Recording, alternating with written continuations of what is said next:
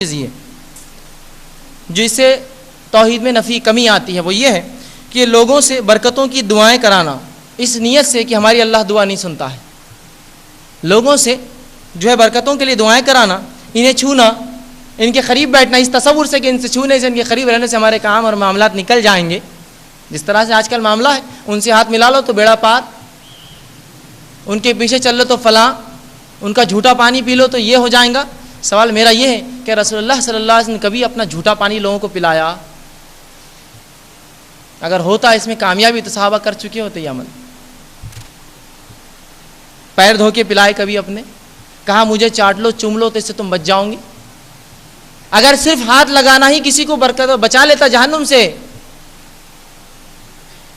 تو ابو لہب رسول اللہ کو لے کر گھوما ہے، چوما ہے، اٹھایا ہے، کھیلا ہے، کاندھے پر بٹھایا ہے، پھر بھی جہنم میں جا رہا ہے.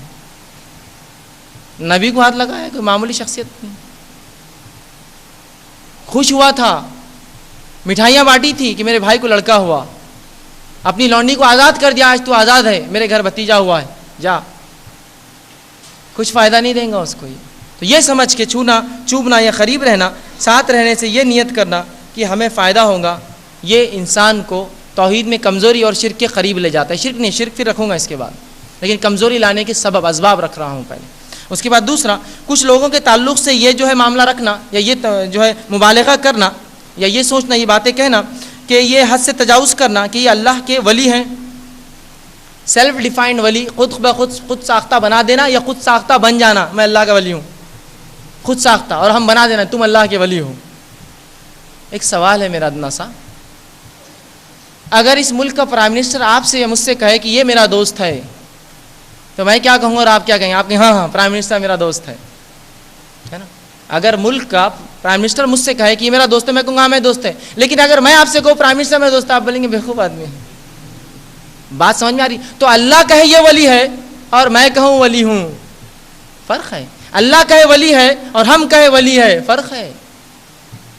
تو یہ سمجھنا کہ اللہ کے ولی ہیں، اور یہ سمجھنا کہ ان کے پاس رہنے سے یا ان کو چوبنے سے یا ان کو غائب کا علم ہے یا یہ شریعت سے مستثنا ہے، ایکسیپشنل ہے، ان پر شریعت لاگو نہیں، نماز روزے زکوٰۃ حج چھوڑ دیا ہے انہوں نے، اس لیے کہ ان پر ضرورت نہیں ہے اور یہ غائب کی باتیں جانتے ہیں، غائب کے حالات جانتے ہیں. یہ تمام کے تمام یاد رکھیے یہ شرک ہے، یا یہ شرک سے نزدیک انسان کو لے جاتے ہیں.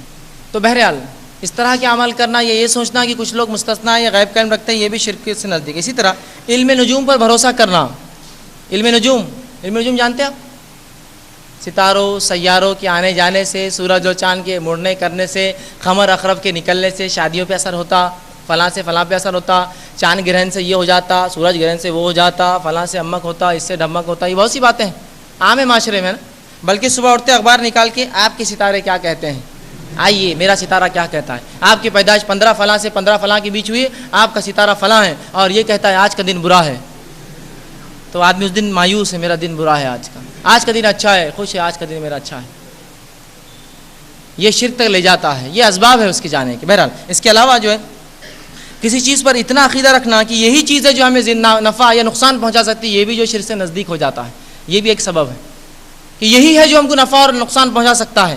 اتنا تصور رکھنا یاد رکھیے، یہ بھی اس کے نزدیک. اسی طرح جو ہے تقدیر کو برا بھلا کہنا، یہ بھی انسان کو شرک سے نزدیک لے جاتا ہے. گو یہ شرک نہیں ہے لیکن یہ اسباب ہے. اسی طرح جو ہے یہ کہنا کہ جو اللہ چاہے اور جو تم چاہو. رسول اللہ صلی اللہ علیہ وسلم اس بات صحابی نے کہا اللہ کے رسول جو اللہ چاہے اور جو آپ چاہے، تو کہا تم نے تو مجھے اللہ کے برابر کر دیا. یہ کہو جو اللہ چاہے اور پھر جو تم چاہو، یا جو میں نے چاہا، یا یہ کہو جو اللہ نے چاہا اور پھر جو ہم نے چاہا. یہ مت کو اللہ اور ہم نے جو چاہا، یہ تو پھر تو اللہ کے برابر ہو گئے. یہ بھی شرک لے جاتا ہے. اسی طرح جو ہے وقت کو برا بھلا کہنا، وقت کو برا بھلا کہنا یا کوسنا. اسی طرح تقدیر کو کوسنا، جس طرح سے معاملہ ہوتا ہے انسان کو شرک تک لے جاتا ہے. جیسا ہمارا ہی گھر ملا تھا کیا، ہمارا ہی بچہ ملا تھا کیا، پڑوسیوں کے پاس تو بہت دولت ہے، ان کا چوری نہیں ہوئی، ہمارے پاس ہی ہو رہی ہے. برا بھلا کہنا تقدیر کو، یہ بھی اس کے نزدیک ہے. اسی طرح جو ہے زندہ چیزوں کی تصاویریں بنانا اور گھروں میں لٹکانا، یہ بھی ایک سبب ہوتا ہے جس سے لوگ شرک کرتے ہیں. اور انسانیت کے شرک کرنے کا پہلا سبب یہی تھا، تصاویر، جو نوح علیہ السلام کی قوم کے ساتھ ہوا. اور جو ہے اللہ اور اس کی تعلیمات کا جو ہے مذاق اڑانا، یہ بھی انسان کو دھیرے دھیرے جو شرک تک لے جاتا ہے. آئیے وہ چیزیں جو ہمارے معاشرے میں پائی جاتی ہے جو شرک ہے بذات، انشاءاللہ وہ نکات چند رکھوں گا، بہرحال مکمل